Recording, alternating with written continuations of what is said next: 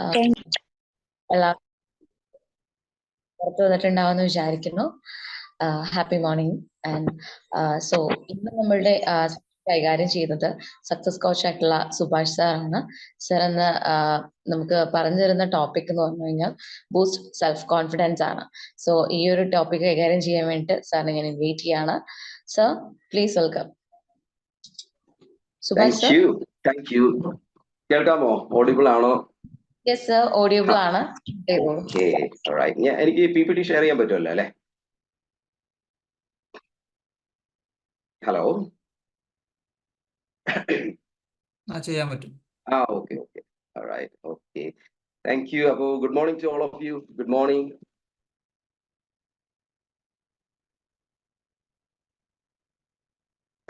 Good morning, sir. Good morning. Good morning, sir. Good morning. Okay, PPT കാണാൻ പറ്റുന്നുണ്ടോ നിങ്ങൾക്ക്? Yes. And sir.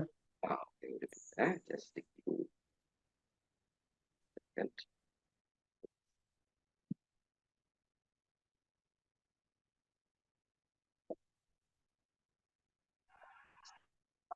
അപ്പോൾ ഇതിൽ നമുക്കൊക്കെ കോൺഫിഡൻസ് ആവശ്യമാണ് അല്ലെ? എല്ലാവർക്കും കോൺഫിഡൻസ് ആവശ്യമാണ്. നമുക്ക് ചലഞ്ചസ് വരുന്ന സമയത്ത് അതിനെ ഫേസ് ചെയ്യണം. ഇതൊക്കെ നമ്മളുടെ ആഗ്രഹങ്ങളാണ്, നമ്മളുടെ ആവശ്യങ്ങളാണ്. അപ്പോൾ thank you for being here. അപ്പോൾ ഞാൻ ചെറിയൊരു കഥയിലൂടെ സ്റ്റാർട്ട് ചെയ്യാം. ഓക്കെ, US ഓറിഗോൺ എന്നൊരു പറഞ്ഞ സ്ഥലത്ത് ഒരു അച്ഛനുണ്ടായിരുന്നു. അദ്ദേഹത്തിന്റെ പേര് ജെഫ് എന്നാണ്. 2 മക്കളുണ്ടായിരുന്നു, 2 പെൺമക്കൾ. 14 വയസ്സുള്ള ഹേലിയും 16 വയസ്സുള്ള ഹന്നയും. അങ്ങനെ ഒരു ദിവസം അച്ഛൻ പാടത്ത്, കർഷകനാണ് അദ്ദേഹം, പാടത്ത് കൃഷി ചെയ്യാനും മറ്റുമായിട്ട് ഇറങ്ങിയിരിക്കുകയാണ്. ഹേലിയും ഹന്നയും ഒരു യാത്ര പോകുന്നതിന് വേണ്ടി വീട്ടിൽ നിന്ന് സ്റ്റാർട്ട് ചെയ്തു. അങ്ങനെ യാത്ര പോകാൻ വേണ്ടി അവര് ഇറങ്ങി തിരിച്ച സമയത്താണ് പെട്ടെന്നൊരു ശബ്ദം കേട്ടു.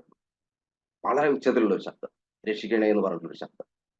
അപ്പോൾ തന്നെ അവർക്ക് മനസ്സിലായി ഇത് തങ്ങളുടെ അച്ഛനാണ്. വളരെ വേദനയോടുകൂടെ എവിടുന്ന് കരയുകയാണ്. അപ്പൊ അവർ ഓടി ചെന്ന് പാടത്ത് ചെന്നപ്പോൾ കണ്ട കാഴ്ച, അദ്ദേഹത്തിന്റെ ശരീരത്തിന് മുകളിൽ അദ്ദേഹം ഉപയോഗിച്ചുകൊണ്ടിരുന്ന ട്രാക്ടറിൽ നിന്ന് അദ്ദേഹം എങ്ങനെയോ തെന്നി വീണതാണ്. ആ ട്രാക്ടറിന്റെ ഒരു ടയർ അതിന്റെ അടിയിൽ കിടന്ന് തങ്ങളുടെ അച്ഛൻ വേദനയോട് കരയുന്ന ഒരു കാഴ്ചയാണ്. ഈ 2 കാഴ്ചകളും കണ്ട ഈ ചെറിയ കുഞ്ഞുങ്ങൾ, 14 16 വയസ്സായിട്ടുള്ള കുട്ടികൾ, അവര് അവിടെ ഓടിച്ചെല്ലുന്നു. ഈ ട്രാക്ടർ ശക്തിയോടുകൂടെ പൊക്കിയെടുക്കുന്നു, മാറ്റുന്നു. അങ്ങനെ ആ അച്ഛനെ അവര് രക്ഷിക്കുന്നു. ഇത് യഥാർത്ഥത്തിൽ നടന്നിട്ടുള്ളൊരു സംഭവമാണ്. അപ്പൊ ഈ സംഭവം നടന്നതിന് ശേഷം ഈ കുട്ടികളുടെ പല TV ചാനലുകളും ഇന്റർവ്യൂവിന് വിളിക്കുന്നു, പല ന്യൂസ് പേപ്പറുകളും വരുന്നു, അവരെ ഇന്റർവ്യൂ നടത്തുന്നു. അങ്ങനെ അവരൊക്കെ ചോദിക്കുന്നു എങ്ങനെ ഇത് സംഭവിച്ചു. അപ്പൊ നിങ്ങൾക്ക് അതിനൊരു ഉത്തരം പറയാൻ പറ്റും. എങ്ങനെ ഇത് സംഭവിച്ചു? എങ്ങനെ ഈ 16 14 വയസ്സുള്ള കുട്ടികൾ 1500 കിലോഗ്രാം ഭാരം വരുന്ന ട്രാക്ടർ കൈകൊണ്ട് പൊക്കി മാറ്റി? എന്തായിരിക്കും ഇതിന്റെ കാരണം? അച്ഛനെ രക്ഷിക്കാന്നുള്ള ആ ഒരു കോൺഫിഡൻസ്, രക്ഷിക്കാൻ പറ്റും എന്നുള്ള കോൺഫിഡൻസ്. അച്ഛനെ രക്ഷിക്കണം എന്നുള്ള ആ ഒരു കോൺഫിഡൻസ്. ഓക്കെ, പിന്നെ ഉത്തരങ്ങൾ വരട്ടെ. വേറെന്തായിരിക്കും അതിന്റെ കാരണം? എന്തുകൊണ്ടായിരിക്കും? ശക്തി. ഏതാണ്? കേട്ടില്ല. സേഫ്റ്റി. മനസ്സിന്റെ ശക്തി. ഓക്കെ, മനസ്സിന്റെ ശക്തി. പിന്നെ മറ്റെന്താ ഉത്തരം? അൺകോൺഷ്യസ് മൈൻഡ് അതിനെ പവർഫുൾ ആക്കി എന്നുള്ളതാണ്. ഓക്കെ, അൺകോൺഷ്യസ് മൈൻഡ് അല്ലെങ്കിൽ സബ് കോൺഷ്യസ് മൈൻഡ് അവരെ അത്രയും പവർഫുൾ ആക്കി അല്ലെ? Okay, very good. അപ്പൊ പലതരത്തിലുള്ള ആൻസറുകളാണ് നിങ്ങൾ പറഞ്ഞിട്ടുള്ളത്. അപ്പൊ ഇതൊക്കെ വളരെ ശരിയാണ്. അപ്പൊ ഇതിൽ ഏറ്റവും ഇമ്പോർട്ടന്റ് ആയിട്ടുള്ള ഒരു കാര്യം നിങ്ങൾ ശ്രദ്ധിക്കേണ്ടത്, ആ കുട്ടികള് തന്റെ അച്ഛൻ ആ ട്രാക്ടറിന്റെ ഇടയിൽ കിടന്ന് പിടയുന്ന ആ ഒരു വേദന കണ്ടപ്പോൾ ആ കുട്ടികൾക്കുണ്ടായിട്ടുള്ള അവർക്കുണ്ടായിട്ടുള്ള ഒരു പെയിന്, അവർക്കുണ്ടായിട്ടുള്ള ഒരു വേദനയാണ് ഈ ഒരു സംഭവം. അല്ലെങ്കിൽ അവർക്ക് ഒരു തരത്തിലും ആലോചിക്കാൻ പോലും പറ്റാത്ത ഒരു കാര്യം, 1500 ടണ്ണുള്ള ഭാരമുള്ള ഒരു ട്രാക്ടർ 2 കൈകൾ കൊണ്ടും മാറ്റിവെക്കുക എന്നുള്ള കർമ്മം അവരെ ചെയ്യിപ്പിച്ചത്. അപ്പൊ അവിടെ അവരുടെ ഏറ്റവും വലിയൊരു പെയിനാണ് ഈ മാറ്റം അവർ കൊണ്ടുവന്നിട്ടുള്ളത്. പെയിൻ. അപ്പോ നമ്മളുടെയൊക്കെ ജീവിതത്തിൽ പലപ്പോഴും നമ്മൾ ആഗ്രഹങ്ങളുണ്ട്, പലതും നേടാൻ വേണ്ടി നമ്മൾ ശ്രമിക്കുന്നുണ്ട്, പല ഗോൾസ് നമ്മൾ സെറ്റ് ചെയ്യുന്നുണ്ട്, വിഷ്വലൈസേഷനും കാര്യങ്ങളൊക്കെ നമ്മൾ ചെയ്യുന്നുണ്ട്. വളരെ നല്ല കാര്യം. പക്ഷെ പലപ്പോഴും നമുക്ക് മിസ്സിംഗ് ആയിട്ടുള്ളത് നമ്മൾ അതിൻ്റെ ഒരു പെയിനിനെ ഉൾക്കൊള്ളാത്തത് കൊണ്ടാണ്. പെയിൻ എന്ന് പറഞ്ഞു കഴിഞ്ഞാൽ ശാരീരികമായിട്ടുള്ള വേദന മാത്രമല്ല, മാനസികമായിട്ടുള്ള വേദന കൂടെ. ഉദാഹരണം പറയുകയാണെങ്കിൽ, നിങ്ങളൊരു ഗോൾ സെറ്റ് ചെയ്തു, നിങ്ങൾ അതിനുവേണ്ടി ശ്രമിച്ചുകൊണ്ടിരിക്കുന്നു.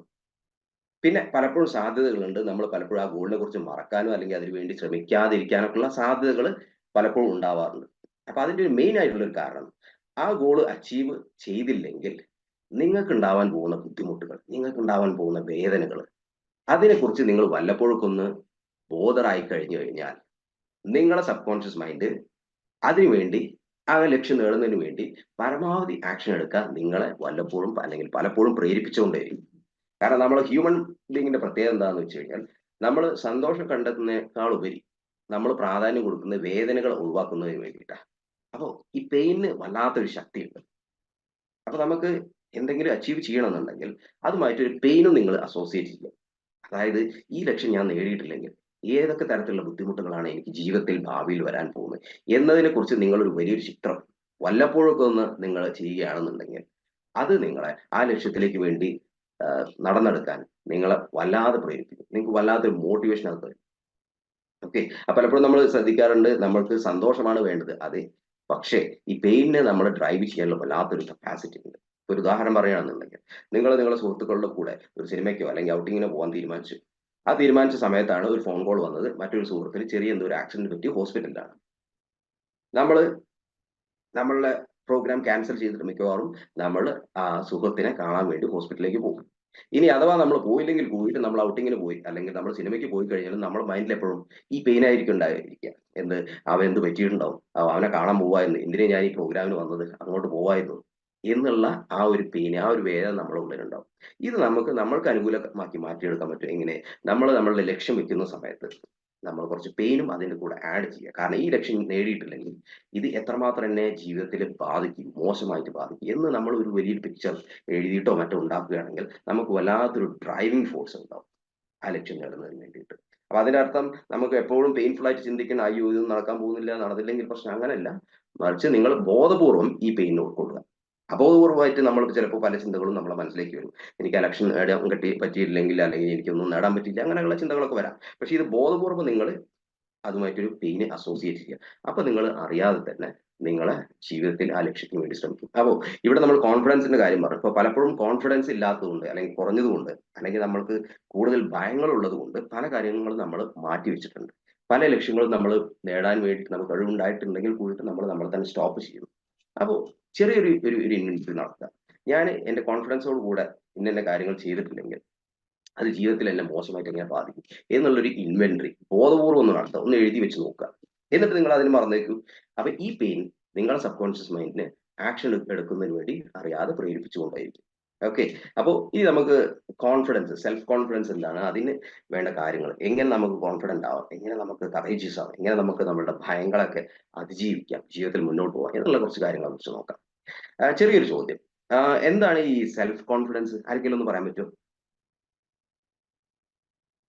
ആത്മധൈര്യം. ആത്മധൈര്യം എന്ന് പറയാം. യെസ്. ഒരു ഉത്തരം കൂടെ പറയൂ മറ്റാരെങ്കിലും. സെൽഫ് കോൺഫിഡൻസ്, ആത്മവിശ്വാസം. ആത്മവിശ്വാസം. അതെ, ആത്മവിശ്വാസം. അത് എന്താണ് സംഭവം? ആത്മവിശ്വാസം. സ്വയം ഉള്ള ഒരു വിശ്വാസം അല്ലെ, നമ്മൾ തന്നെ നമുക്ക് ഉള്ള വിശ്വാസം, നമ്മളെ കഴിവുകളിൽ നമുക്കുള്ള വിശ്വാസം. റൈറ്റ്. അതിനാണ് നമുക്ക് സെൽഫ് കോൺഫിഡൻസ് എന്ന് പറയുന്നത്. അപ്പൊ അങ്ങനെയാണെന്നുണ്ടെങ്കിൽ ഈ ആത്മവിശ്വാസം നമുക്ക് ജന്മന കിട്ടുന്നതാണോ, നമ്മൾ ട്രെയിൻ ചെയ്ത് പ്രാക്ടീസ് ചെയ്ത് കിട്ടുന്നതാണോ? നമ്മൾ ക്രിയേറ്റ് ചെയ്യുന്നത്. നമ്മൾ ക്രിയേറ്റ് ചെയ്യുന്നു. ഓക്കെ.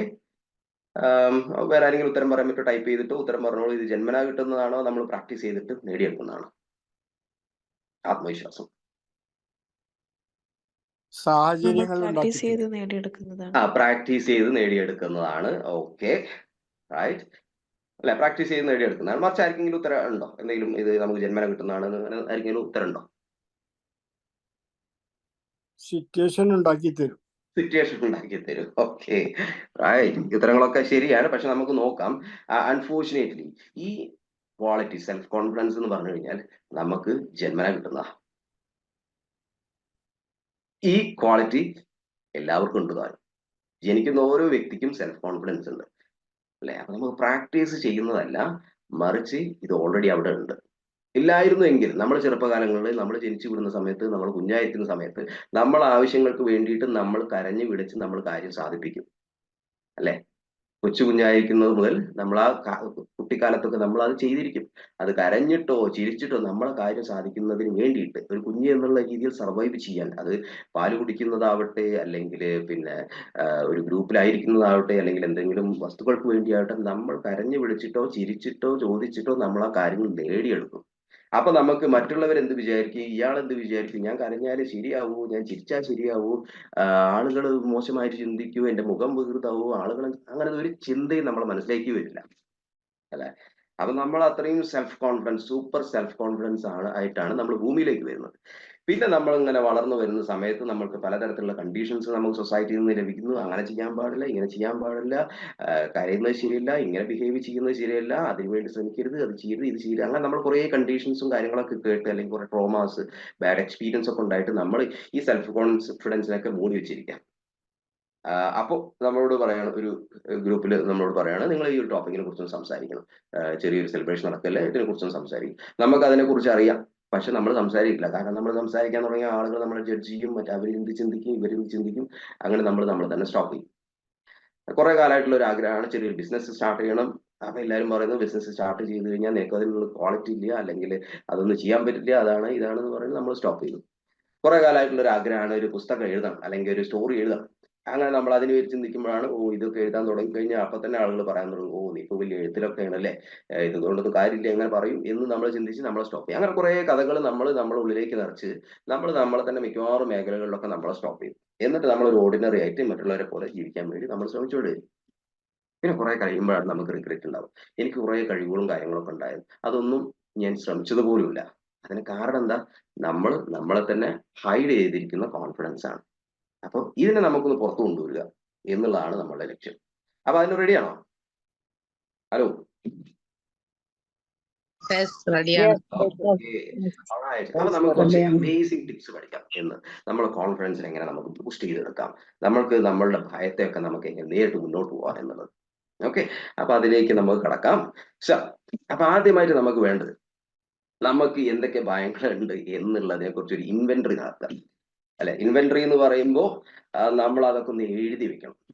അപ്പൊ പലപ്പോഴും നമുക്ക് കുറെ ഭയങ്ങളുണ്ട്, നമുക്കറിയാം, പക്ഷെ അതൊക്കെ അബോധപൂർവമായിട്ടാണ് നമ്മളെ മനസ്സിലേക്ക് പോകുന്നത്, അല്ലെ? ഇപ്പോ പബ്ലിക് സ്പീക്കിങ്ങിന് ഭയമുണ്ട്, ഇതുപോലെ നമ്മളെ തന്നെ എക്സ്പ്രസ് ചെയ്യാൻ ഭയമുണ്ട്, പുസ്തകം എഴുതാൻ ഭയമുണ്ട്, ആളുകളെ മീറ്റ് ചെയ്യാൻ ഭയമുണ്ട്, ഇങ്ങനെ കുറെ ഭയങ്ങളൊക്കെ അബോധപൂർവമായിട്ട് നമ്മളെ മൈൻഡിൽ ഇങ്ങനെ കറങ്ങി കളിക്കുന്നുണ്ട്.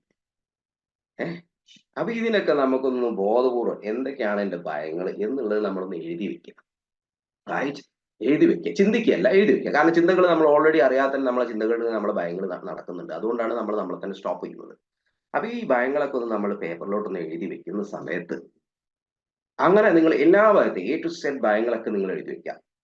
അപ്പോ മലയാളത്തിൽ, ഇംഗ്ലീഷിലാണ് നിങ്ങൾ എഴുതുന്നത് വെച്ചാൽ, I fear public speaking, I fear to talk to my boss, അല്ലെങ്കിൽ മലയാളത്തിലാണെങ്കിൽ നിങ്ങൾക്ക് അങ്ങനെ എഴുതി വെക്കാം, അല്ലെ? എന്നെ ബോസിനോട് സംസാരിക്കുന്നത് എനിക്ക് ഭയമുണ്ട്, പിന്നെ ഒരു പുതിയൊരു സംരംഭം തുടങ്ങുന്നത് എനിക്ക് ഭയമുണ്ട്, ടോപ്പിക് പ്രസന്റ് ചെയ്യുക, അങ്ങനെ എന്തൊക്കെയാണ് നിങ്ങളെ ഭയം എന്ന് നിങ്ങളോട് ചോദിച്ചിട്ട് എഴുതി വെക്കാം.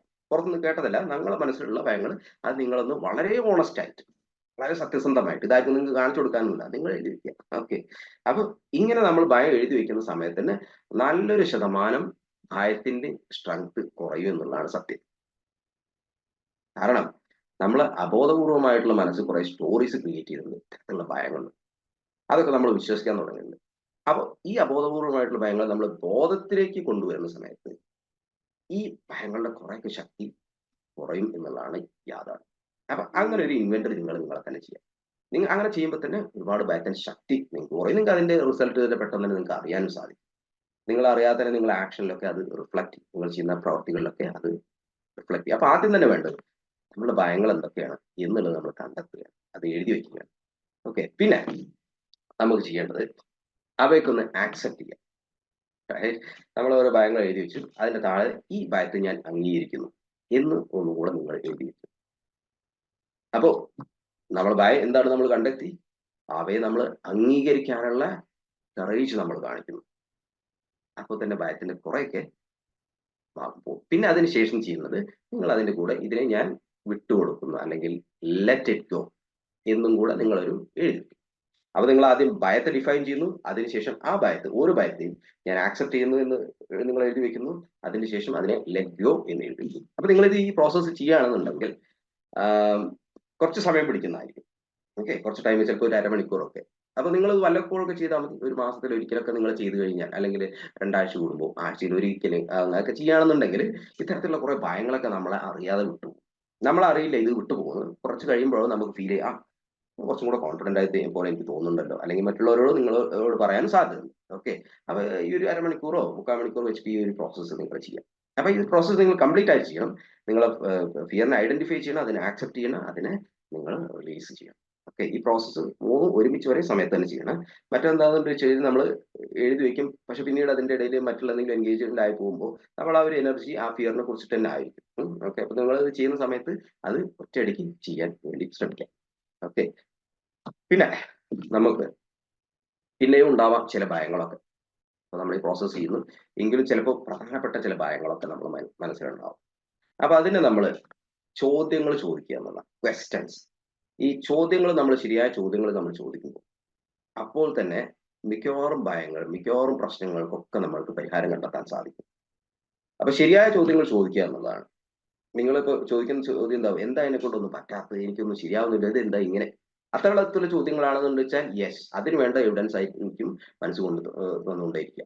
മറിച്ച് എന്തുകൊണ്ടാണ് എനിക്ക് ഈ ഭയം എന്നുള്ള ചോദ്യം ചോദിക്കുമ്പോൾ തന്നെ ഭയത്തിന് വിട്ട് നമ്മൾ ചെറിയൊരു ഒരു ഹിറ്റ് കൊടുക്കുന്ന പോലെ, വൈ ദിസ് ഫിയർ, എന്തുകൊണ്ടാണ് എനിക്ക് ഇങ്ങനെ ഒരു ഭയം, അതൊക്കെ ഒന്ന് ചോദിച്ചു നോക്കാം. ഇനിയിപ്പോ ഇതിന് നിങ്ങൾക്ക് ഉത്തരം എഴുതിയിട്ടില്ലെങ്കിലും കുഴപ്പമില്ല, പക്ഷെ ഒന്ന് ചോദിച്ചു നോക്കാം, എന്തുകൊണ്ടാണ് എനിക്ക് ഇങ്ങനെ ഒരു ഭയം, why I feel so, why do I feel this fear, എന്തുകൊണ്ട് എനിക്ക് ഇങ്ങനെ ഭയം തോന്നുന്നു, അങ്ങനെ വൈ ചോദിക്കാം.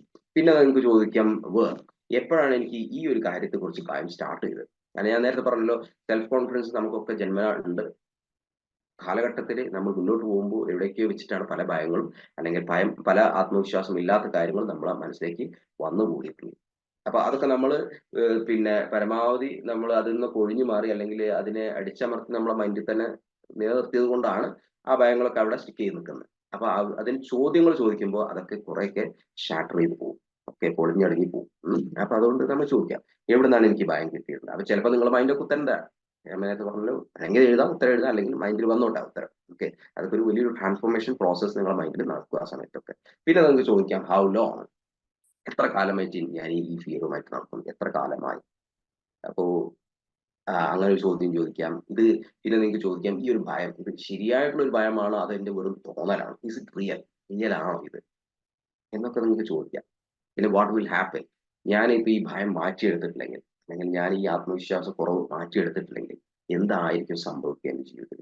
അങ്ങനെ കുറെ ചോദ്യങ്ങൾ, ഇപ്പൊ ഞാനിവിടെ ഒരു 4-5 ചോദ്യങ്ങൾ ചോദിച്ചിട്ടുള്ളൂ. പിന്നെ നിങ്ങളുടെ മൈൻഡിൽ വരുന്ന ചോദ്യങ്ങളൊക്കെ നിങ്ങൾക്ക് എഴുതി വെക്കാം, ചോദ്യങ്ങളായിട്ട് നിങ്ങൾക്ക് ചോദിക്കാം, എഴുതി വെക്കാം, അങ്ങനെ ചെയ്യാം.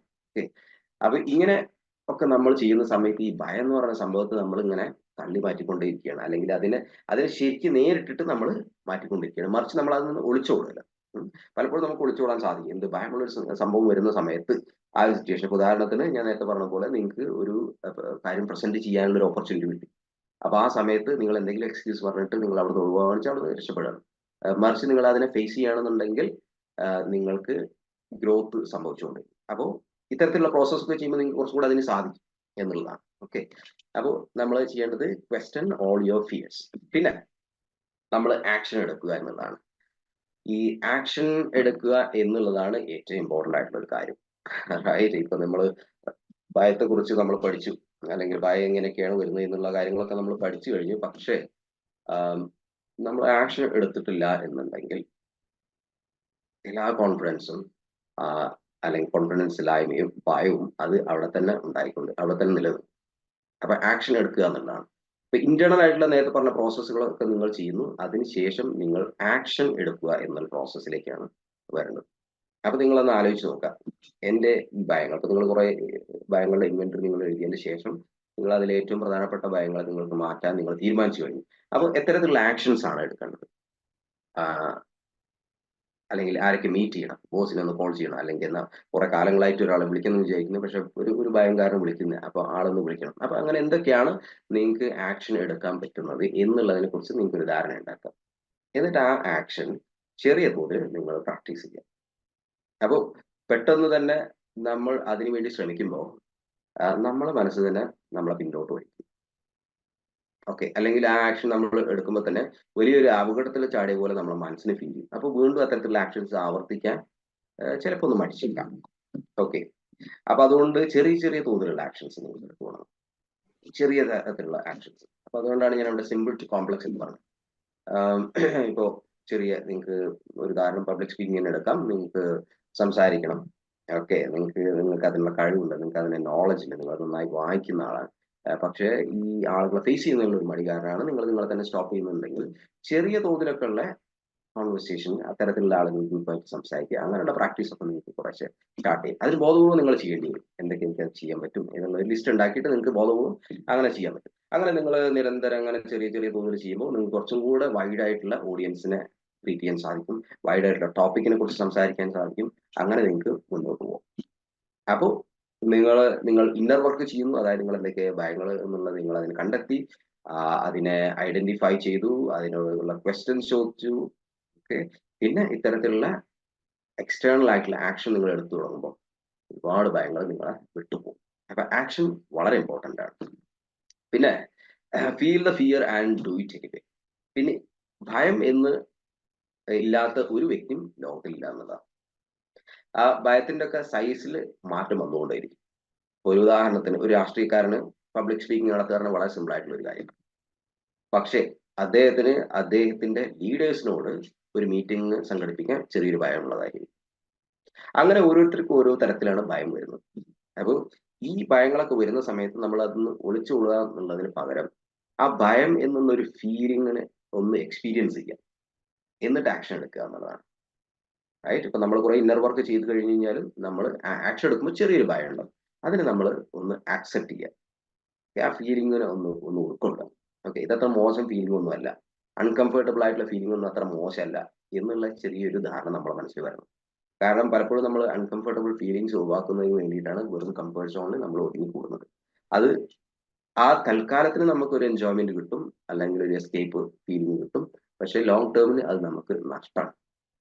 പക്ഷെ ഈ അൺകംഫർട്ടബിൾ ആയിട്ടുള്ള ഫീലിങ്ങിലൂടെ കടന്നു പോകുമ്പോൾ ആ സമയത്ത് നമുക്ക് വളരെ മോശമായിട്ട് ഫീൽ ചെയ്യും. പക്ഷേ ലോങ് ടേമിന് അത് നമുക്ക് ബെനിഫിഷ്യൽ ആണ്. അപ്പൊ ഫിയറിന്റെ കാര്യം അങ്ങനെ തന്നെയാണ്. ഫിയറിന്റെ കാര്യം നമുക്ക് ആ സമയത്ത് കുറച്ച് ബുദ്ധിമുട്ടായിരിക്കും. പക്ഷെ ആ ആക്ഷൻ എടുത്ത് മുന്നോട്ട് പോകുമ്പോൾ അത് നമുക്ക് ഫ്യൂച്ചറിലേക്ക് വേണ്ടിയിട്ട് നല്ലൊരു അച്ചീവ്മെന്റ്സ് നമുക്ക് കൊണ്ടുവരും. സോ ഫിയർ നിങ്ങൾക്ക് ഫീൽ ചെയ്യുകയാണെന്നുണ്ടെങ്കിൽ ഇത് മോശമാണെന്ന് കണക്കാക്കണ്ട. ലെറ്റ് മീ ഫീൽ ദിസ്, ഞാനൊന്ന് ട്രൈ ചെയ്ത് നോക്കട്ടെ എന്ന് നിങ്ങൾക്ക് പറഞ്ഞ് ഒന്ന് ശ്രമിച്ചു നോക്കാം.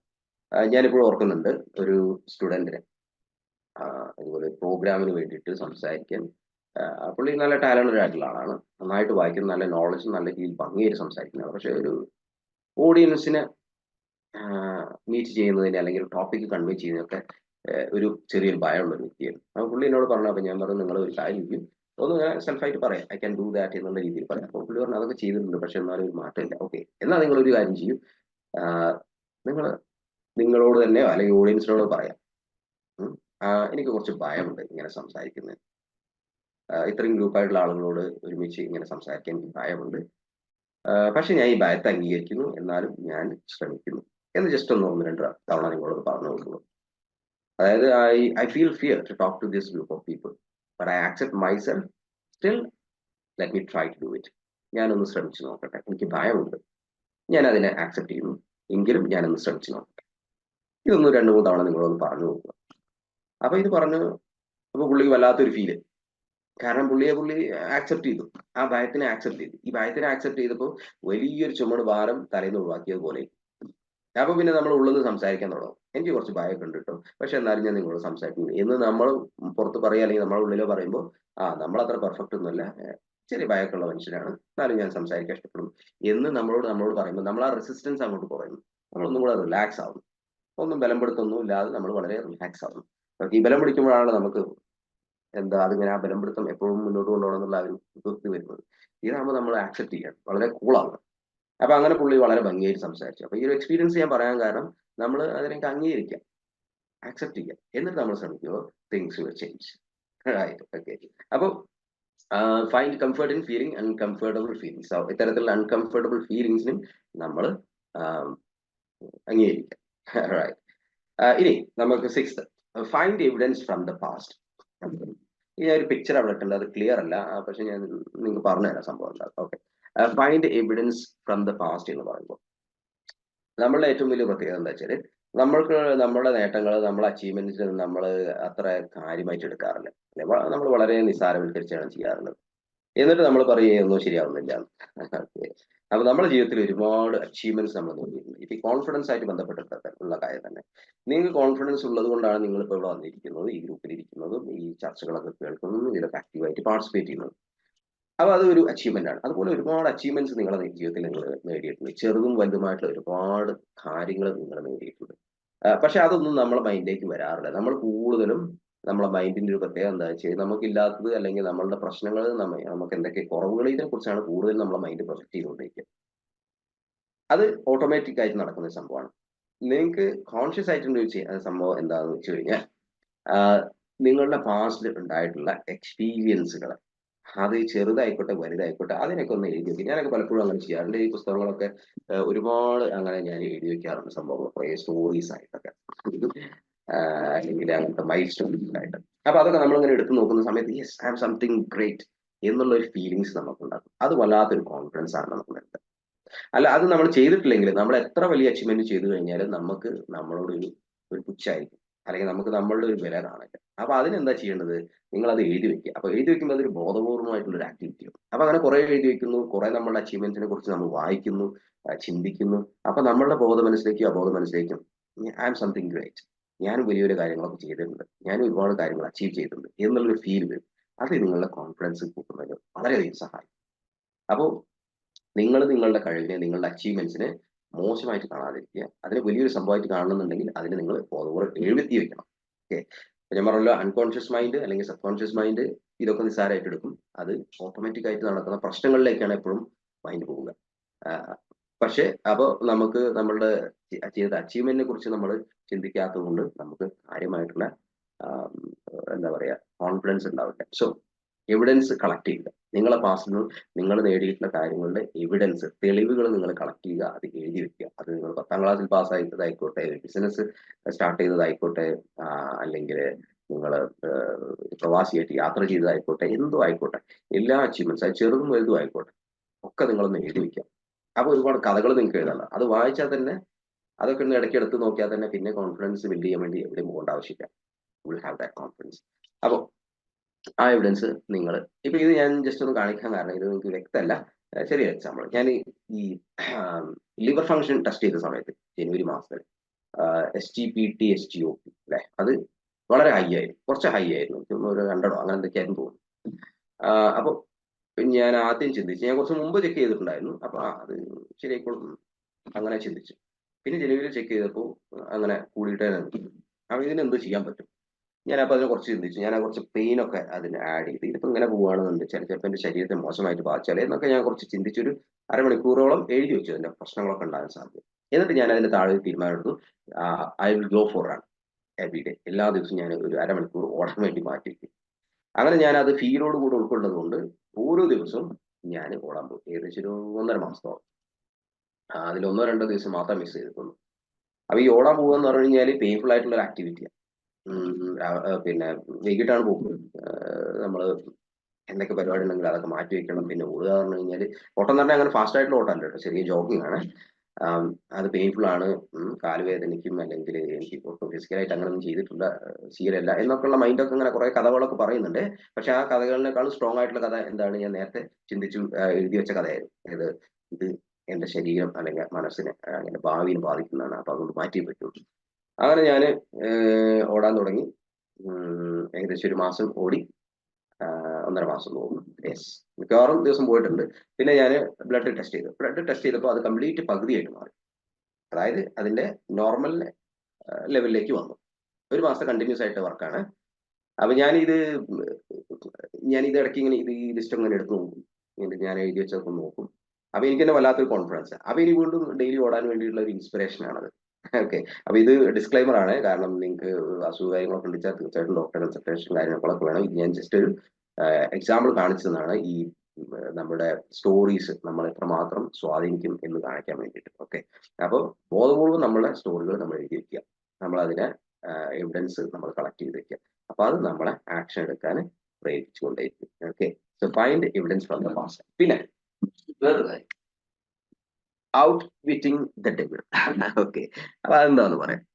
നമുക്കറിയാം നമ്മളെ ജീവിതത്തിൽ നമ്മളെ മനസ്സിൽ രണ്ട് ഫോഴ്സസുകളുണ്ട് അല്ലെ, രണ്ട് ഫോഴ്സ്.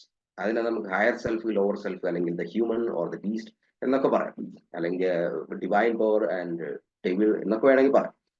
അപ്പൊ ഇതില് ദ ഹ്യൂമൻ പവർ അല്ലെങ്കിൽ ഹ്യൂമൻ എനർജി നമ്മളെ എപ്പോഴും മുന്നോട്ട് പോകാൻ പ്രേരിപ്പിക്കുന്നു. നമ്മുടെ ജീവിതത്തിൽ വിജയം ഉണ്ടാക്കാൻ വേണ്ടി നമ്മളെ മോട്ടിവേറ്റ് ചെയ്തുകൊണ്ടിരിക്കുന്നു.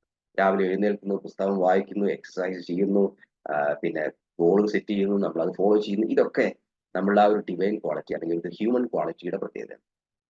പിന്നെ വേറൊരു ശക്തിയുണ്ട്, അതിനെ നമുക്ക് ദ ഡെവിൾ എന്ന് വിളിക്കാം. അപ്പൊ ഈ ഡെവിളിന്റെ പ്രത്യേകത എന്താ വെച്ചാൽ അത് നമ്മുടെ ഉള്ളിൽ തന്നെ ഉള്ള ശക്തി. അത് നമ്മളങ്ങനെ പിന്നോട്ട് വലിച്ചുകൊണ്ടിരിക്കും. അപ്പൊ രാവിലെ നമ്മൾ എണീക്കാൻ വേണ്ടി അലാറം സെറ്റ് ചെയ്യുന്നു. ആ സമയത്ത് നമ്മൾ ചിന്തിക്കുന്നു, ഇന്ന് ഞായറാഴ്ചയാണ്, ഓക്കെ ഇന്ന് വേണ്ട, യെസ് നാളെ രാവിലെ നമ്മളത് ക്ലോസ് ചെയ്യുന്നു. പുസ്തകം വായിക്കാൻ വേണ്ടി നമ്മൾ പുസ്തകം ഓപ്പൺ ചെയ്യുന്നു, പുസ്തകം നമ്മൾ ഓർഡർ ചെയ്യുന്നു, അത് വായിക്കാൻ വേണ്ടി ഒക്കെ റെഡി ആവുന്നു. പെട്ടെന്ന് മൈൻഡ് എവിടേക്കോ പോകുന്നു. അത് നമ്മൾ ചിന്തിക്കുന്നു, ഓ ഒരു അറ്റൻഷൻ കിട്ടുന്നില്ല, ഓക്കെ പിന്നീടാവും, ക്ലോസ് ചെയ്യുന്നു, എടുക്കുന്നു.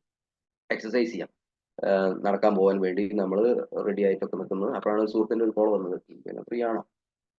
ഫ്രീ അല്ല, ഫ്രീ ആക്കാം, നീ ഇവിടെ ഓക്കെ യെസ്, നമ്മൾ അവിടെ പോകുന്നു. അപ്പൊ ഇതൊക്കെ ഈ ഒരു ഡെവിളിന്റെ പണിയാണ്, നമ്മളുടെ ലോവർ സെൽഫിന്റെ പണി. ഇതില് സ്ട്രോങ് ആരായിരിക്കും? ഡെവിൾ ആണോ ഹ്യൂമൺ ആണോ നമ്മളെ മൈൻഡിലെ സ്ട്രോങ്? പറയാൻ പറ്റും?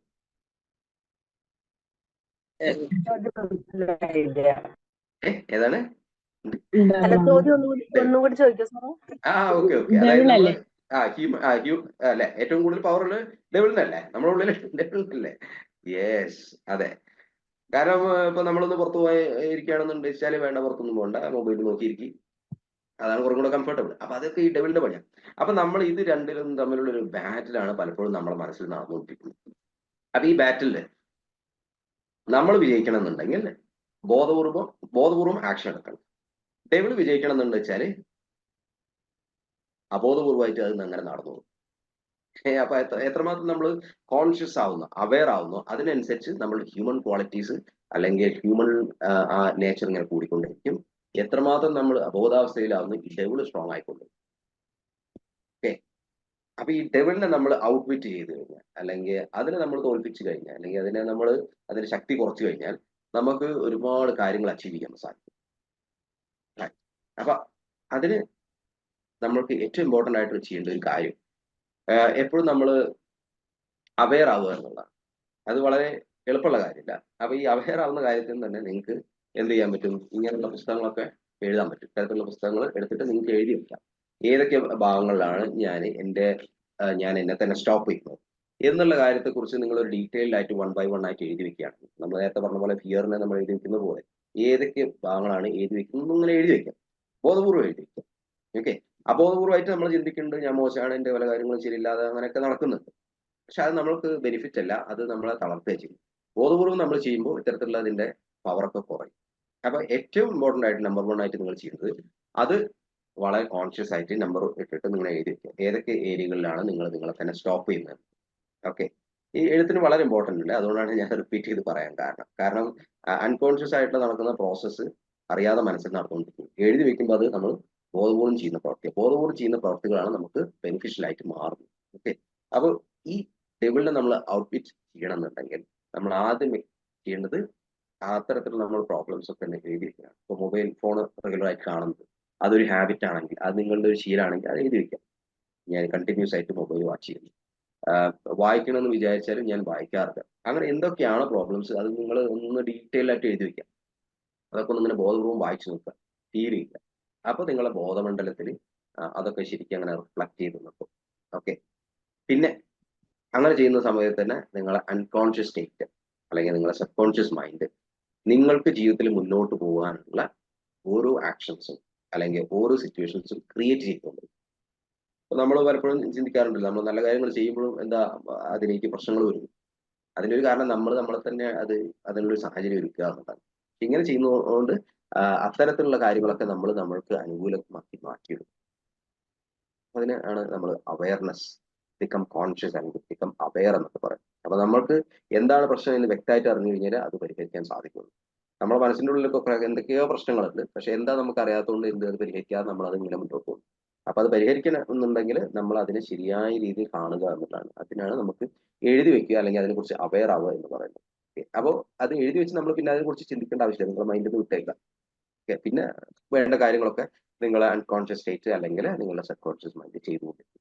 വല്ലപ്പോഴും ഈ പ്രവർത്തികളൊക്കെ ഒന്ന് ചെയ്ത് നോക്കുമ്പോൾ നമുക്കൊരു ക്ലീനിങ് പ്രോസസ്സാണ്. ഇപ്പൊ നമ്മൾ വീടൊക്കെ ഒന്ന് അടിച്ചു വൃത്തിയാക്കുന്ന പോലെ ഒരു ക്ലീനിങ് പ്രോസസ്സാണ് അവിടെ നടക്കുന്നത്. അപ്പൊ അതിലൂടെ കുറെ ബെനിഫിറ്റ്സ് നമ്മൾ അറിയാതെ നമുക്ക് കിട്ടുന്നുണ്ട്. ഓക്കെ, അപ്പോൾ ഈ ഔട്ട്വിറ്റിംഗ് ദ ഡെവിൾ, അപ്പൊ ഈ ഡെവിളിനെ എപ്പോഴും നിങ്ങളൊന്ന് അവെയർ ആയിരിക്കാം. അപ്പൊ നിങ്ങൾ പിന്നെ അങ്ങനെ നിങ്ങളെ എവിടെയൊക്കെ സ്റ്റോപ്പ് ചെയ്യുന്നു അവിടെയൊക്കെ നിങ്ങൾ മനസ്സിലാക്കുക നിങ്ങളുടെ ഡെവിൾ ശക്തിയാണ് അവിടെ ആക്റ്റീവ് ആയിട്ടുള്ളത്. അപ്പൊ അതിനെ ഡീആക്ടിവേറ്റ് ചെയ്യണമെങ്കിൽ നിങ്ങൾ അവെയർ ആവണം എന്ന് നിങ്ങളൊന്നും ഇങ്ങനെ റിമൈൻഡ് ചെയ്യുന്ന സമയത്തൊക്കെ നിങ്ങൾ കൂടുതൽ നിങ്ങൾ പ്രസന്റ് മൊമെന്റിലേക്കാണ് വരുന്നത്. പ്രസന്റ് മൊമെന്റിലാകുമ്പോൾ നമുക്ക് ഒരുപാട് കാര്യങ്ങൾക്ക് ഒരുപാട് പ്രശ്നങ്ങൾക്ക് നമുക്ക് പരിഹാരം കണ്ടെത്താൻ സാധിക്കും. നമുക്ക് വളരെ ശക്തമായിട്ട് മുന്നോട്ട് സാധിക്കും. So beware of that. പിന്നെ ഇത് കാൾ യുങ് എന്ന് പറഞ്ഞിട്ടുള്ള ഒരു പ്രശസ്തനായിട്ടുള്ള ഹ്യൂമൻ സൈക്കോളജിസ്റ്റ്, പുള്ളിയുടെ ഒരു കോട്ടാണ്, until you make the unconscious conscious, it will direct your life and you will call it fate. Right. അപ്പൊ നമ്മൾ അബോധപൂർവമായിട്ട് കുറേ സംഭവങ്ങൾ നമ്മുടെ മൈൻഡിൽ നടക്കുന്നുണ്ട്. അതുകൊണ്ടാണ് നമ്മുടെ ജീവിതം എവിടെയാണ് നമ്മൾ അവിടെ നിൽക്കുന്നത്. നിങ്ങൾക്ക് നല്ല പുരോഗതിയും കാര്യങ്ങളൊക്കെയാണ് ജീവിതത്തിൽ എന്നുണ്ടെങ്കിൽ ഗ്രേറ്റ്. അപ്പൊ നിങ്ങൾ അൺകോൺഷ്യസ് സ്റ്റേറ്റ് കൂടുതലും നിങ്ങളെ പ്രോഗ്രസിന് വേണ്ടി ശ്രമിക്കുന്ന തിങ്കിങ് പ്രോസസ്സിലാണ്. അല്ല, നിങ്ങൾക്ക് ജീവിതത്തിൽ ഇനിയും ഒരുപാട് മുന്നോട്ട് പോകാനുണ്ട്, കുറെ മാറ്റങ്ങൾ വരുത്താനുണ്ട് എന്നാണ് നിങ്ങൾക്ക് തോന്നുന്നുണ്ടെങ്കിൽ നിങ്ങൾ അൺകോൺഷ്യസ് മൈൻഡിൽ നടക്കുന്ന പ്രോസസ്സുകൾ കുറെ നിങ്ങൾക്ക് അനുകൂലമല്ലാത്തതാണ്.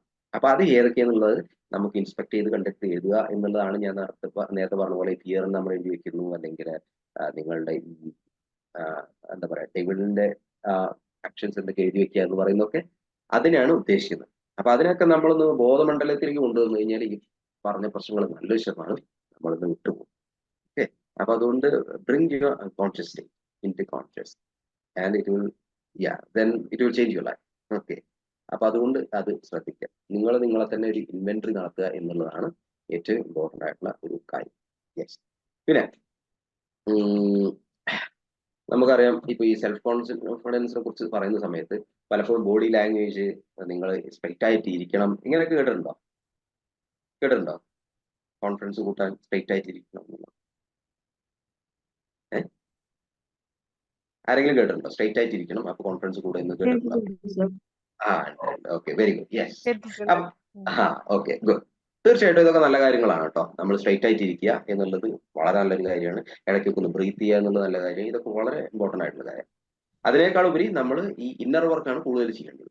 ഓക്കെ, അപ്പോൾ നമ്മളെ ബോഡി ലാംഗ്വേജ് അല്ലെങ്കിൽ സിക്സ് പാക്ക് ഉണ്ടെങ്കിൽ മാത്രമേ കോൺഫിഡൻസ് ഉണ്ടാവും എന്നൊന്നുമില്ല. അതിനേക്കാൾ ഉപരി നമ്മുടെ മൈൻഡിലാണ് ശരിക്കും അത് വരേണ്ടത്. തീർച്ചയായിട്ടും നമ്മുടെ ബോഡി ലാംഗ്വേജ് വളരെ ഹെൽപ്പ് ചെയ്യും. അപ്പൊ ഇതില് രണ്ട് മൂന്ന് കാര്യങ്ങൾ ചില സമയത്ത് നിങ്ങൾക്ക് പെട്ടെന്ന് കോൺഫിഡൻസ് വേണമെന്ന് തോന്നിക്കഴിഞ്ഞാൽ ചെയ്യാൻ പറ്റുന്ന ഒന്ന് രണ്ട് കാര്യങ്ങളാണ് ഞാൻ പറയാൻ പോകുന്നത്. ഓക്കെ, അപ്പൊ അതിന് പവർ പോസ് എന്നുള്ള ആരെങ്കിലും കേട്ടിട്ടുണ്ടോ? പവർ പോസ് കേട്ടിട്ടുണ്ടോ? പവർ പോസ്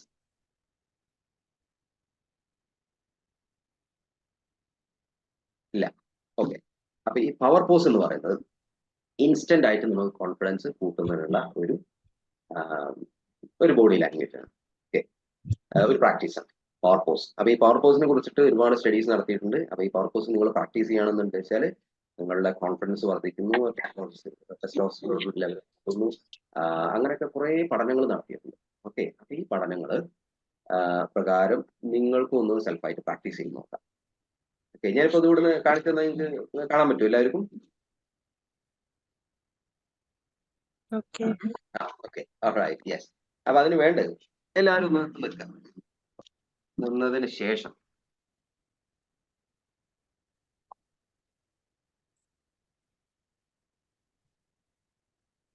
യെസ് കാണാൻ സാധിക്കുന്നുണ്ട്? എന്നെ കാണാൻ സാധിക്കുന്നുണ്ടോ എല്ലാവർക്കും? Okay, yes. അപ്പൊ നിങ്ങൾ മൊബൈൽ ആണെന്നുണ്ടെങ്കിൽ ഒരു പക്ഷേ സ്റ്റാൻഡിൽ വെക്കാൻ പറ്റുന്നുണ്ടെങ്കിൽ അങ്ങനെ ചെയ്യാം, അല്ലെങ്കിൽ എങ്ങനെയാണ് കൺവീനിയന്റ് നിങ്ങൾക്ക് അങ്ങനെ നോക്കാം. ഓക്കെ, അപ്പോ ഇത് നമ്മളെ ശരീരത്തിൽ തന്നെ നമ്മളൊന്ന് ഹാക്ക് ചെയ്യുക. അതാണ് ഇപ്പൊ നമ്മളോട് ചെയ്യാൻ പോകുന്നത്. കോൺഫിഡൻസ് കൂട്ടാൻ വേണ്ടി വളരെ സിമ്പിൾ ആണ്, പക്ഷെ വളരെ പവർഫുൾ ആണ്. പിന്നെ അത് ചെയ്യുമ്പോൾ ചെയ്യേണ്ട കുറച്ച് കാര്യങ്ങൾ ഞാൻ പറഞ്ഞു, ശ്രദ്ധിക്കേണ്ട കാര്യങ്ങൾ. ഓക്കെ, അത് ഞാൻ പിന്നീട് പറഞ്ഞു. ഓക്കെ, വളരെ സിമ്പിൾ ആണ്. നിങ്ങളെ കൈയെടുത്ത് ഈ രീതിയിൽ വെക്കുക. എന്നിട്ട് തല താഴത്തേക്ക് നോക്കാതെ മുകൾക്ക് തന്നെ നോക്കാം. ഒരു സ്ഥലത്തേക്ക് ഇങ്ങനെ നോക്കിയിട്ട് നിങ്ങൾക്ക് ഇങ്ങനെ പോസ് ആയിട്ട് ഇങ്ങനെ വടിയായിട്ട് നിൽക്കാം. ഓക്കെ, കൈ രണ്ടും ഇങ്ങനെ ആയിരിക്കും. കൈ ഇതാ നമ്മൾ ഇതൊക്കെ നമുക്കറിയാം, ഈ സംഭവങ്ങളൊക്കെ നമുക്കറിയാം. നല്ല സ്ട്രൈറ്റ് ആയിട്ട് നമ്മൾ നിൽക്കുന്നു, നമ്മൾ കൈ രണ്ടും ഇങ്ങനെ വെക്കുന്നു. അതിന് ശേഷം നിങ്ങൾ ജസ്റ്റ് ഇങ്ങനെ മുന്നോട്ട്. പിടി കിട്ടിയോ? Hello, yes. ഓക്കെ, വളരെ സിമ്പിൾ ആണ് അല്ലേ? അപ്പൊ നമുക്ക് ഇപ്പൊ നിങ്ങൾ പ്രാക്ടീസ് ചെയ്യണില്ല, നിങ്ങൾക്ക് ഈ ക്ലാസ് കഴിഞ്ഞിട്ട് ഒന്ന് ചെയ്തു, ഒന്ന് ടെസ്റ്റ് ചെയ്തു. Sir, Subhash sir, sorry for പറഞ്ഞോളൂ. interrupting. ഓക്കെ, 29 ആയിട്ടുണ്ട്. Okay, 6:30 okay. വൈകിട്ട് തീർച്ചയായിട്ടും വൈൻഡ് അപ്പ് ചെയ്യാം. ഓക്കെ, തീർച്ചയായിട്ടും ഒരു മിനിറ്റ്. അപ്പൊ ഈ പവർ പോസ് ഞാൻ പറഞ്ഞല്ലോ, നിങ്ങൾക്ക് പെട്ടെന്ന് ഇൻസ്റ്റന്റ് ആയിട്ട് കോൺഫിഡൻസ് തരുന്ന ഒരു സംഭവമാണ്. അപ്പൊ പക്ഷേ നിങ്ങൾ ശ്രദ്ധിക്കേണ്ടതെന്ന് വെച്ച് കഴിഞ്ഞാൽ, ഇതാരും ഇല്ലാത്ത സമയത്ത് ചെയ്യായിരിക്കും നല്ലത് അല്ലെ? ബോസ് ഒക്കെ വരുന്ന സമയത്ത് പവർ പോസ് ഞാൻ പ്രാക്ടീസ് ചെയ്യുന്നു, എന്താണ് പണി കിട്ടൂലേ? ഓക്കെ, അപ്പൊ അതുകൊണ്ട് അത് ശ്രദ്ധിക്കാം. നിങ്ങൾ അങ്ങനെ പബ്ലിക് ആയിട്ടില്ല ചെയ്യേണ്ടത്, ജസ്റ്റ് മാറി നിന്നിട്ട് ഒരു 5 മിനിറ്റ് ഒക്കെ നിങ്ങൾക്ക് ഇങ്ങനെ നിൽക്കാം. അപ്പൊ നിങ്ങൾക്ക് തന്നെ അറിയാൻ പറ്റും, വല്ലാത്തൊരു കോൺഫിഡൻസ് നിങ്ങൾക്ക് കൂടിയ ഒരു ഫീൽ കിട്ടും. പക്ഷെ ഇതൊക്കെ ഇൻസ്റ്റന്റ് ആയിട്ട് ചെയ്യേണ്ട ഒരു കാര്യങ്ങളാണ്, താൽക്കാലികമായിട്ടുള്ള ബെനിഫിറ്റ്, അല്ലെങ്കിൽ ലോങ് ടേമിലല്ല. ലോങ് ടേമിൽ നിങ്ങൾക്ക് ബെനിഫിറ്റ് കിട്ടണമെങ്കിൽ ഞാൻ നേരത്തെ പറഞ്ഞ കാര്യങ്ങൾ നിങ്ങൾ പ്രാക്ടീസ് ചെയ്യും. ഓക്കെ, അപ്പൊ ഇനിയും കുറച്ച് കാര്യങ്ങളൊക്കെ പറയാനുണ്ട്, പക്ഷെ നമുക്ക് സമയം വളരെ ലിമിറ്റഡ് ആണ്. അപ്പൊ അതുകൊണ്ട് പിന്നെ ഇത്തരം പറഞ്ഞ കാര്യങ്ങളൊക്കെ നിങ്ങൾ പ്രാക്ടീസ് ചെയ്യുക, ജീവിതത്തിൽ വലിയൊരു മാറ്റം നിങ്ങൾക്ക് വരും എന്നുള്ള കാര്യത്തിൽ ഒരു സംശയമില്ല. പ്രാക്ടീസ് ആണ് നമ്മുടെ പെർഫെക്റ്റ് ആക്കുന്നത്. So you practice it and this is going to change your life. Okay, അപ്പൊ ഞാൻ വൈൻഡ് അപ്പ് ചെയ്യുന്നു. Thank you so much for listening. Thank you so much. Thank you so much, sir, for this wonderful session. Thank you, Sir, sir. ഒരുപാട് practical sessions കൂടി ഇതിൽ include ചെയ്തു. Thank you, sir. Thank you so much, sir. Thank you, sir. നല്ലൊരു class ആയിരുന്നു. വളരെയധികം സന്തോഷം. ആരെങ്കിലും ഒരാള് പറയാവോ ഫീഡ്ബാക്ക് പെട്ടെന്നൊന്ന്?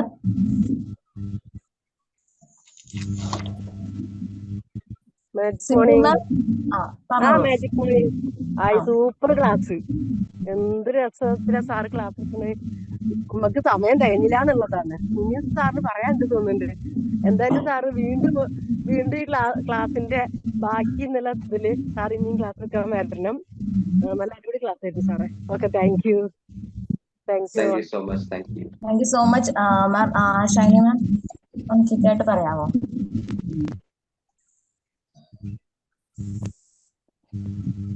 Hello, magic morning to. Magic morning ma'am, പറഞ്ഞോളൂ. സൂപ്പറാണ്. കാരണം സെൽഫ് കോൺഫിഡൻസ് എന്ന് പറയുന്നത് എല്ലാവർക്കും ആവശ്യമുള്ളതും അതുപോലെ തന്നെ ജീവിതത്തിന്റെ ഓരോ പാർട്ടിലും നമുക്ക് ഇമ്പോർട്ടന്റ് ആയിട്ടുള്ള സംഗതിയാണ്. അപ്പൊ അത് പ്രാക്ടിക്കൽ ആയിട്ട് സാർ എങ്ങനെയാണെന്ന് ഞങ്ങളെ കാണിച്ചു തന്നു. Thank you so much sir. Thank you all. Mani sir.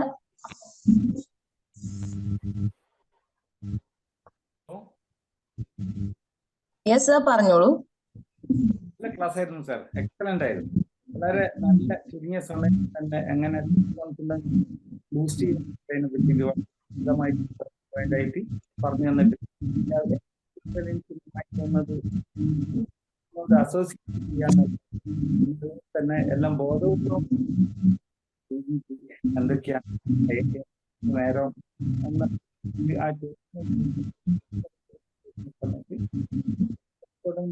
Boost ആകാൻ. മണി സർ, സൗണ്ടിന് എന്തോ പ്രോബ്ലം ഉണ്ട്, വോയിസിന് എന്തോ പ്രോബ്ലം ഉണ്ട്, കറക്റ്റ് ആവുന്നില്ല. റേഞ്ചിന്റെ പ്രശ്നം. Okay, anyway thank you sir. നല്ല ക്ലാസ് ആയിരുന്നു. Thank you sir. Thank you so much. Magic morning. അടിപൊളി ക്ലാസ് എന്ന് പറയുന്നതിലും നല്ലത് നമുക്കറിയാം, പക്ഷെ നമ്മളത് ജീവിതത്തിൽ ഇനി പകർത്തണം, എഴുതി വെച്ച്. എല്ലാവർക്കും ഫിയർ ഉണ്ട്, നമ്മളിനി ചെയ്യുമ്പോഴാണ് അത് മാറുന്നത്. എന്താണെന്ന് നമ്മൾ തിരിച്ചറിഞ്ഞ് ചെയ്യുക. ഈ ക്ലാസ് ഉൾക്കൊണ്ടിട്ടുണ്ടെങ്കിൽ അത് ചെയ്താലേ അതിന്റെ മാറ്റം അറിയും. അപ്പൊ അടിപൊളി ക്ലാസ് ആയിരുന്നു, നല്ല ക്ലാസ്. സാറ് ഓരോന്നിലേക്ക് ഞങ്ങൾ എത്തിച്ചു. അപ്പൊ ഇത്രയൊക്കെ ചെയ്താൽ എന്നിലുള്ള ഫിയർ മാറ്റാൻ എനിക്ക് മനസ്സിലായിട്ടുണ്ട്. ഓരോന്നും പോയിന്റ് ഔട്ട് ചെയ്തിട്ടുണ്ട്, അതുപോലെ ചെയ്യാം. Okay, thank you sir. Thank you ma'am. Thank you. Good morning sir. Good morning sir. Good morning to all. സാധാരണ പെയിനെ കുറിച്ച് സാറ് അതിലേക്ക് യാത്ര ചെയ്യിച്ചു. കാരണം പെയിൻ ഇല്ലാത്തതും പെയിൻ അതായത് ഒരു കാര്യം നമ്മൾ ചെയ്തില്ലെങ്കിൽ ഉണ്ടാവുന്ന തകരാറുകൾ. നമുക്ക് ആ ഒരു ഗോൾ വെച്ചു, ആ ഗോൾ നമ്മൾ സാധ്യമാക്കിയില്ലെങ്കിൽ അത് ഒരു ഈസി അല്ലെങ്കിൽ ഒരു ലേസി മെത്തേഡിലോട്ട് പോകുന്നു. കിട്ടിയെങ്കിൽ കിട്ടി, കിട്ടിയില്ലെങ്കിൽ കിട്ടിയില്ല, ആ ഒരു മെത്തേഡ് മാറാതെ അത് കിട്ടിയില്ലെങ്കിൽ എന്താണ്, അല്ലെങ്കിൽ നമുക്ക് അത് അച്ചീവ് ചെയ്തില്ലെങ്കിൽ, നേടിയില്ലെങ്കിൽ എന്താണ് എന്നുള്ളതിനെ കുറിച്ച് അറിയാനും അതിന് തീരുമാനങ്ങൾ എടുക്കാനും അനലൈസ് ചെയ്യാനും അത്തരത്തിൽ മുന്നോട്ട് പോയാൽ തീർച്ചയായിട്ടും അത് ഉണ്ടാകും, നമുക്കത് നേടിയെടുക്കാൻ കഴിയും എന്നുള്ളൊരു നല്ലൊരു പിക്ചർ ശ്രമിച്ചവർക്ക് എല്ലാവർക്കും കിട്ടിക്കാണും എന്ന് വിശ്വസിക്കുന്നു. Thank you sir, thank you very much, your best information. Thank you sir. Thank you so much Babu sir. ബാക്കിയുള്ളവർ ഫീഡ്ബാക്സ് കാര്യങ്ങളെല്ലാവരും ഗ്രൂപ്പിൽ ഷെയർ ചെയ്യാം. സാറിന് ഇത് ഡയറക്റ്റ് അറിയിക്കണമെങ്കിൽ അങ്ങനെ നമ്മൾ അതിനുള്ള സാഹചര്യങ്ങൾ ഒരുക്കാം. Anyway Subhash sir, thank you so much for this wonderful session. Practical സെഷനിലോട് കൂടി സാർ ഇത് ചെയ്തു തന്നതിൽ വളരെ നന്ദിയുണ്ട്. നെക്സ്റ്റ് നല്ലൊരു ഇതിന്റെ ഒരു ബാക്കിയായിട്ട് പെട്ടെന്ന് തന്നെ സാറ് ഞങ്ങളുടെ അടുത്തേക്ക് വരണം, ഞങ്ങൾ വെയിറ്റിംഗിലാണ്. Thank you so much for this wonderful class. Okay, hello പറഞ്ഞോളൂ മാം. ഹലോ പറഞ്ഞോളൂ. നല്ലൊരു ക്ലാസ് ആയിരുന്നു. ഹലോ, നല്ലൊരു ക്ലാസ് ആയിരുന്നു കേട്ടോ. ഫിയറിന് ഇത്രമാത്രം എക്സ്പ്ലെയിൻ മാം വോയിസ് ബ്ലോക്ക് ആയിട്ടുണ്ട്. ചെയ്ത് തന്നതിന് വളരെയധികം okay okay okay okay. Hello ma'am ഇപ്പൊ ഓക്കെയാണ്, ഹലോ, കേൾക്കുന്നുണ്ടോ? അപ്പൊ ഫിയറിനെ ഇത്ര നന്നായിട്ട് എക്സ്പ്ലെയിൻ ചെയ്ത് തന്നു എന്ന് പറയുമ്പോ ഓരോ കാര്യങ്ങളും ഞാൻ മനസ്സിൽ എഴുതി വെച്ചു, എല്ലാ കാര്യങ്ങളും. ഇനി അതിന് എങ്ങനെയാണ് ചെയ്യേണ്ടത് എന്നുള്ളത് ഒരു പലപ്പോഴും ഒരു പിക്ചർ കിട്ടുന്നുണ്ട്.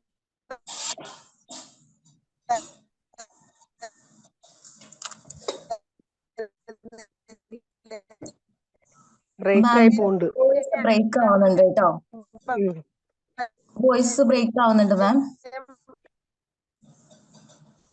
Hello ma'am.